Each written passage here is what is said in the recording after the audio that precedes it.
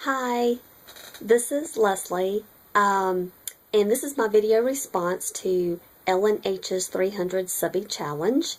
And I'm going to do this fairly quickly. This is about my fourth time now trying to record this because for some reason the phone is just not lining up correctly, and it's not, I don't know, everything is just off. It's just not cooperating with me today. So the challenge was to do a layout about yourself, using pink and green, and then tell the story behind your layout. I'm sure I have much more exciting stories to tell. The story behind this one is that I was asked to be a flower girl in a wedding when I was about 7 years old, but I was extremely shy and bashful, so, you know, walking down in front of a lot of people and having everybody staring at you, and that was a big deal for me.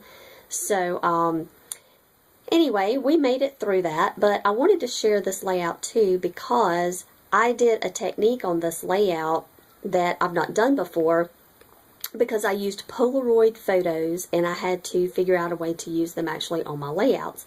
And from what I can tell, the biggest thing that you don't want to do is to put any embellishments or anything that's directly touching your Polaroids. So what I did was I mounted the Polaroid onto a piece of thick white cardstock.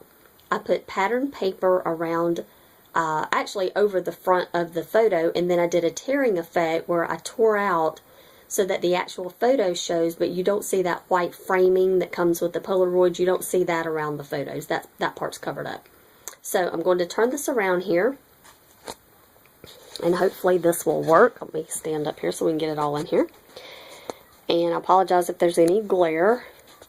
So this is the paper. I'm going to start over here. This is the paper that I started with. And you can't see a lot of it, but it has some greens and blues and pinks. But there is green and pink in the paper. But I only had one sheet of this. So in order to put it also for the second page, I took a piece of this blue cardstock and just cut a strip, so that I've got the cardstock here with a strip of cardstock, and then I've got this printed paper here with a strip of the pattern paper here. So that way I've got both pieces. Put this together a little bit and then maybe you can see it. So there.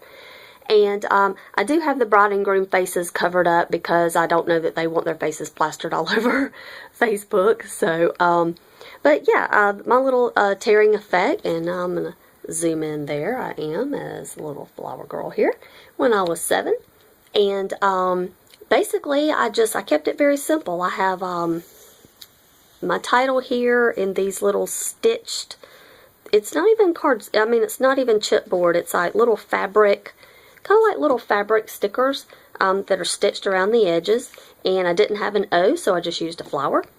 And then same thing over here for girl, and I didn't have an R, so I just made do with another flower.